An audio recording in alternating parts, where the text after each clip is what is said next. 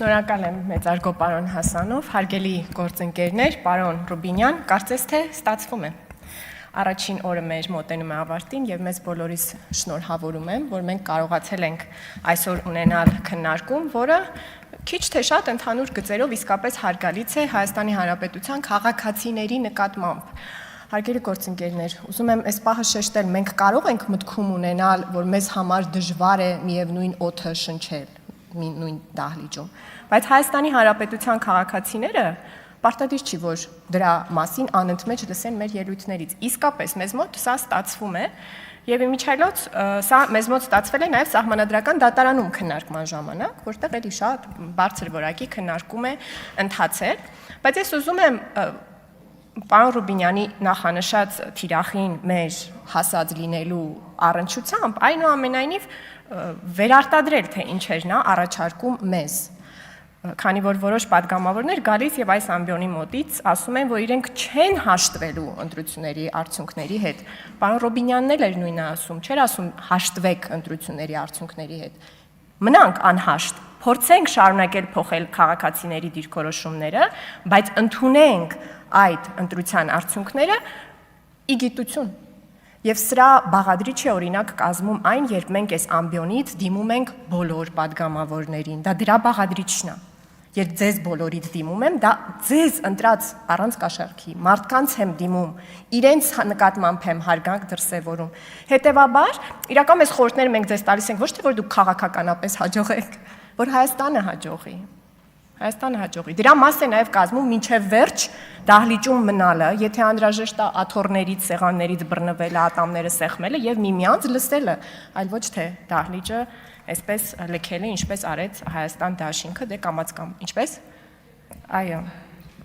Եվ սահմանադրական դատարանի մասին խոսեցի, այնտեղի քննարկումների, այստեղ էլ խոսք գնաց սահմանադրական դատարանի որոշման մասին, դրա արդիվ կուզեմ մի փոքր խոսել։ Պարոն Գեղամ Մանուկյանը այստեղ սահմանադրական դատարանի որոշումից մի կտոր մեջ բերեց, ասելով, որ այնտեղ գրված է, որ կենտրոնական ընտրական հանձնաժողովը տեղյակ է եղել խախտումների մասին, որոնք կարող էին ազդեցություն ունենալ ընտրությունների արդյունքների վրա,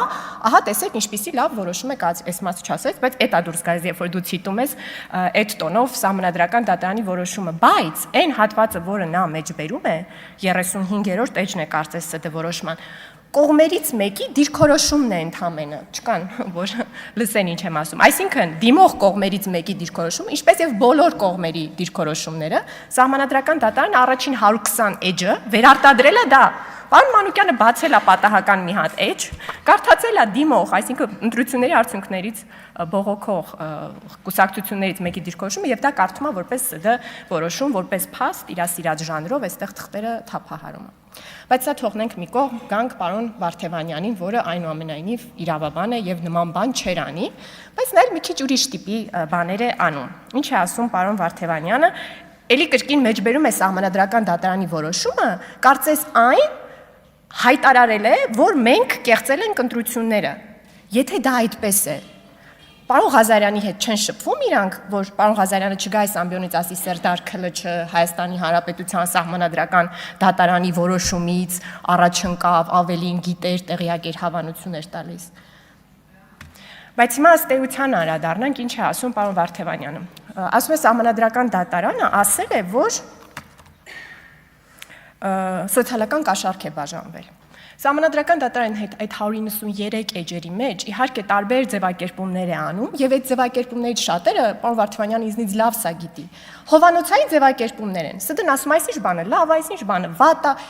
չի դնում ենթական թիրախը, թե դա ով է արել։ Եվ օրինակ սոցիալական կաշառքի մասին այսպիսին է նախադասությունը, ասում է, եթե ծրագրեր են իրականացվում, որոնք նախապես հայտարարված ծրագրերին էականորեն հակասել են եւ այլ հանգամանքների լույսի ներքո կարող են դիտարկվել, որ վերադարձակ, կարող են դիտարկվել որպես սոցիալական կաշառք։ Դուք շատ լավ գիտեք, եւ դուք շատ լավ գիտեք, որ այդ պարբերությունը առիթ կունենաք այստեղից ինձ պատասխանելու, հիմա մի ընդհատեք։ Գիտեք, որ այդ պարբերությունը ոնց որ ֆորմուլայի մասին է, թե ինչպես պետք է ստուգումը կատարվի։ Այդտեղ գրած չի, որ դերակատարը ինչ է արել։ Հիմա անդրադառնանք մեզ, մենք քանի անգամ ենք թոշակները բարձրացրել, մենք չենք խոստացել, որ այդպիսի բան ենք անելու։ Այսինքն ոչ միայն մեր արարքը չի հակասել մեր ծրագրին, էականորեն չի հակասել, ավելին, մեր արածը բխել է մեր նախընտրական ծրագրից։ Հետո դուք էլի դրական լույսի ներքո մեջբերում եք ՍԴ որոշումը, որտեղ էլի պետք է ոնց որ պարզաբանեք, հիմա ՍԴ որոշումը լավն էր թե վատն էր։ Ասում եք, որ իրավապահ մարմինները չպետք է հրապարակեն եւ այլն եւ այլն։ Էլի Սահմանադրական դատարանը շատ բաներ ասում է որպես հովանոցային ճիշտ նախադասություններ։ Էս ինչ բանը լավ է, էս ինչ բանը վատ է։ Եվ դրա մեջ ասում է, չէ, այդտեղ էլ կա պայման,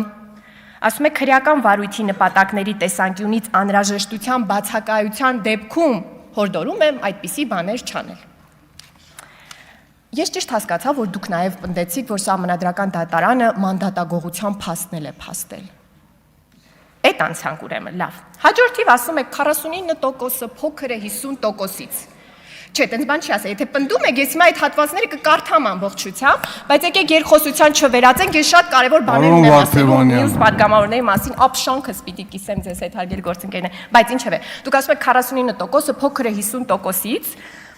եթե հիշում եք անցած տարի օգոստոսի 2-ին դուք այս ամբիոնից կամ գուցե օգոստոսի 3-ին, գիտեք ինչ եք ասել։ Ասել եք դուք հավաքել եք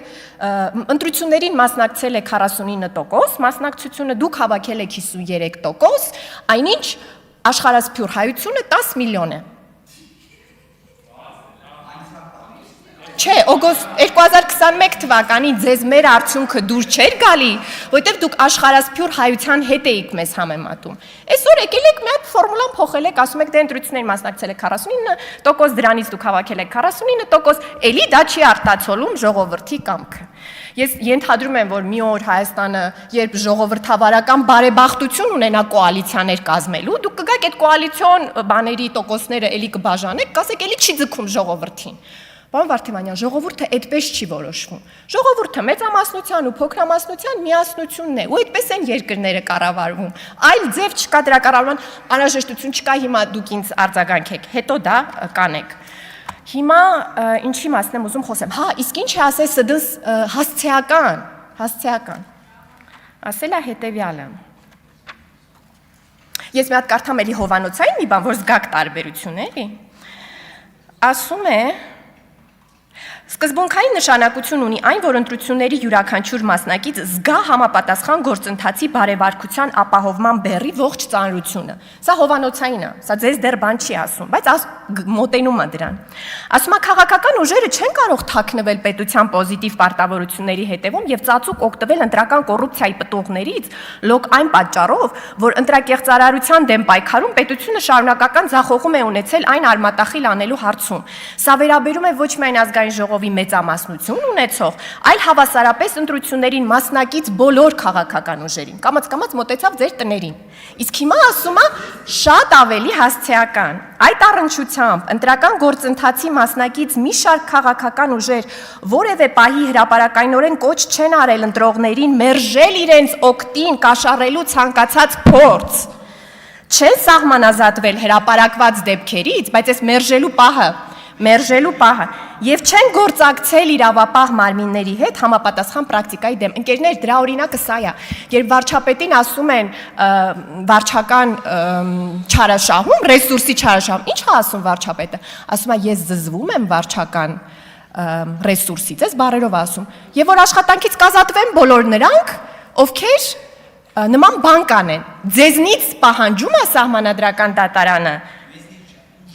ուժերից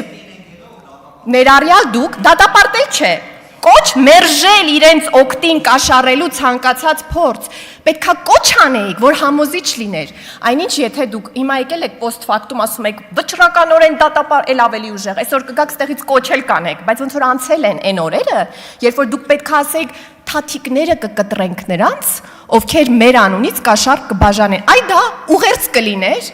Այ դա ուղերձ կլիներ։ Հիմա բայց կներեք, էլի ես 30 վայրկյան ունեմ ընդհանրապես, բայց մի շատ կարևոր բան պետք է ասեմ, ընկերներ, ես ապշած եմ ուղակի։ Այսօր առաջին հարցը հնչեցրած պարոն